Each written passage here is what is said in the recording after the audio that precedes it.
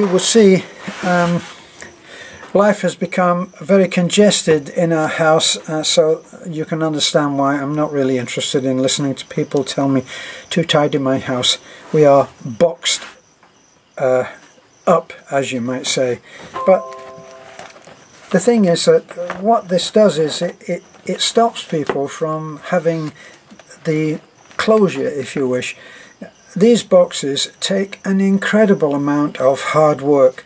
They take weeks, possibly months in some cases, just shopping to get everything together, and then finding a place in your houses where you can wait until you start packing the box, because you need to know exactly what's going into the box so that you can pack it. Now, I'll just read out some of the people that are involved and tell you a little bit about these people, because these are all amazing people. Keith Ross, the Ross family, have all gathered together to put stuff into the boxes, and I think that their tally is up to about 5 boxes, some on the way. He's actually working, Keith messaged me and said, I'm actually working on another one right now. We are overwhelmed by this. You cannot sit among all of these boxes and just be upset. You have to be overwhelmed with the generosity of the people that have done this. So Keith Ross, and he was telling me that his grandson Chance, and I wanted to say the name so that if Keith is getting Chance to watch this, Chance, we have your monster trucks which you so generously donated to those kids at the cemetery, and you saw the video and you wanted to give something, and your monster trucks are in there, they're safe, they will be given out, and eventually we will be able to make a video and post it so that you can see your toys being given out to kids who will never have ever had such a gift. Thank you, Chance. Also, the Ross family as a whole, I believe 10 or 12 of the Ross family have come together and have given stuff to send, and it is really overwhelming. Keith's mum, who is 84 years old, she sent Beth for Christmas, she sent a saxophone playing Father Christmas. And I got to tell you, Mrs. Ross, I have to tell you that Beth played that thing till the battery was flat, okay? So it really got, it really did some dancing on a little table that's inside our house. So there's the Ross family. There's Mr. and Mrs. O. Mr. and Mrs. O cannot be... I'm not sure whether I should love them or hate them, because they've given me eye strain over the last week or so, because I haven't been able to put down... well, I put down one book that I've read, and then I have another one that they've sent. And the problem is, I know that every book that they send will be something that I want to read. I've actually got books in front of me now that they've sent. Look, there's, I think, My Most Brilliant Thoughts, The Alchemist, the Warrior of Light. What's another one that they sent? Quotes that will change your life. And these are just a few. And I've read them all. Here's another one coming out of my ears. I've been unable to put down the Little Red Book of Wisdom. What an incredible, life-changing... These are life-changing books, and they're all coming from Mr. and Mrs. O. I can't thank you enough. I really can't. Who else are we looking at? And now we've just opened a box from Ely. That's either Ely or Eli, I'm not quite sure. But you know who you are. You are from Cyprus. And you just sent a box of clothes for children that's just so full of kids' clothes. Beautiful clothes, not cast-off clothes. They're all absolutely beautiful. I just get overwhelmed when I look at and realize the amount of work that goes into making up one of those boxes, and how much you would like to see them given out. And I know that you do.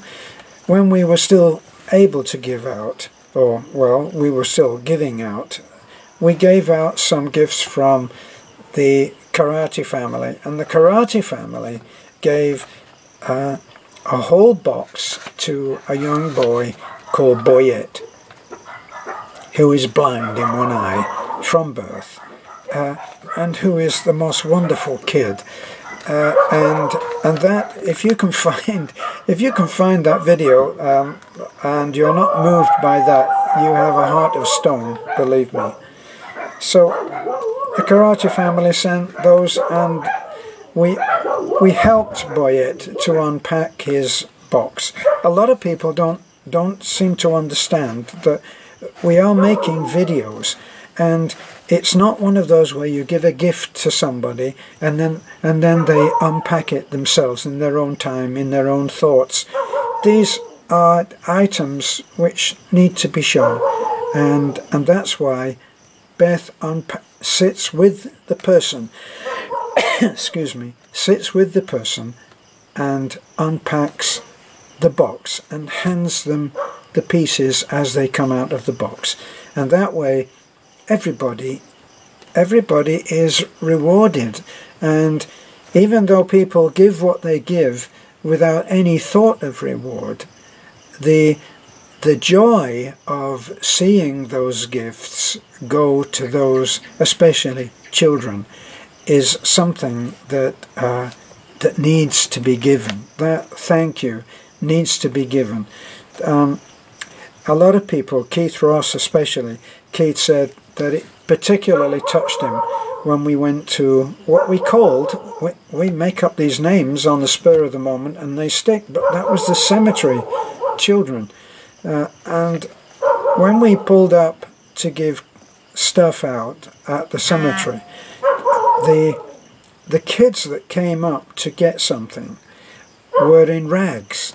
And you know, I remember one little girl in rags, who obviously had nothing, with parents who had nothing, and she came up and she stood by the little red truck, so she was able easily to look into the truck. She looked into the truck bed and she picked out something like a teddy bear. If you can find that video, you should try to find that one too. It's extremely touching because she didn't know that I was filming her. She didn't know that I was watching her. But she knew that that was not hers. And she looked at it with a look that would break your heart.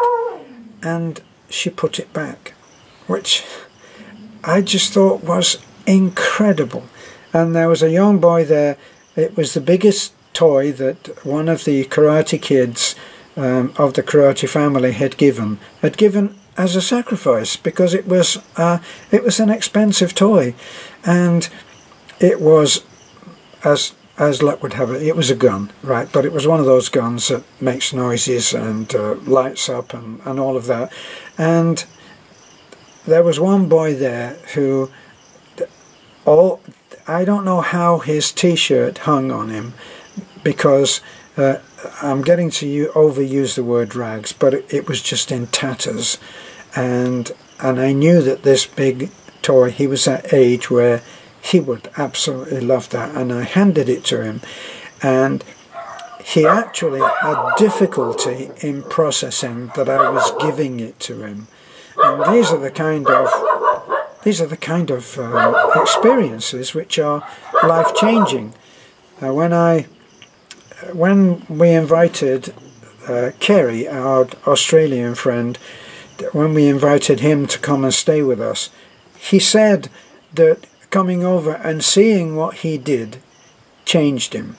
It was a life-changing experience. That's why we decided that we would open our guest house, that we would turn my workshop into a guest house, and that we would allow people to come and stay. People ask us, well, how much does it cost, and they're not sure how to process it when we say it doesn't cost anything. You're invited to come and spend a few days with us. You're invited to come and spend a few days with us so that you can see for yourself exactly what our life is about. And let's face it, after a few days the veneer comes off, doesn't it? You can't hide from people. If there's something there which you're trying to conceal, it's not going to happen. We had Tracy, our Australian explorer, and he came. I think he was here for 3 weeks or a month. Well, do you think we could have hidden anything from him? He sat at the table with us. He slept in the guest house. He went everywhere with us. He handed rice out to poor people. He handed toys. He handed gifts of clothes. He went to church. He saw baby Jane. He saw baby Faith, I'm sure. And all of those things are life-changing experiences. And that's one of the things that we wanted to achieve when we did our open house on our guest house. So we're looking at that. We're looking at the gentleman that sent a huge box of stuff that actually, if I remember rightly, the story behind this gentleman was that he had some kind of a container company and got stuff by default. And one of our subscribers said, "I recognize this black box, and I think it's the same box as was sent to Bud Brown." Apparently Bud Brown got one of these, and when we opened it, it's just full of hundreds and hundreds of black t-shirts, and they're beautiful quality. They're brand new, and they're beautiful quality, and they're all sizes. And here we are. We can't give them away yet, but we will. That's a promise. Manang Joe. What did Manang Joe send, honey? Can you remind me? For the rag house. And for the rag house. Slippers and some stuffed toys and... Slippers, toys, yeah, and groceries? Yeah, and some canned goods. Some canned goods, and she sent those for the rag house. Now... And others. And others. And other people too. Yes? Yeah, to other people. Okay. Now, some people take exception to some of the... So I'm covering more than just the boxes now, aren't I? Which is my way. Some people, they don't like the titles. Like, titles come to mind and they stick.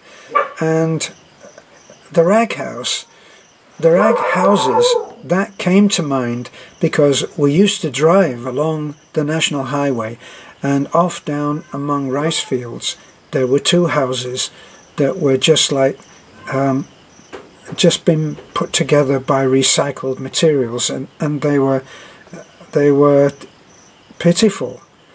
And we said, you know, we need to build them a house.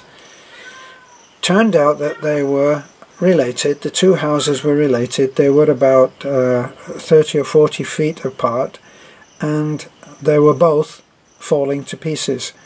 And we went over there. I think in all there were about 7 children spread over the two houses, and we went down and we spoke to them and said we'd like to help.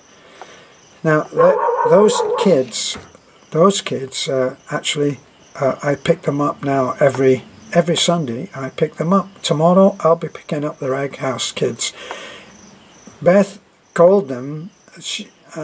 While we were talking about that, and we were saying those two houses, we said those two houses, those rag houses. That was the fact of it. That was the reality.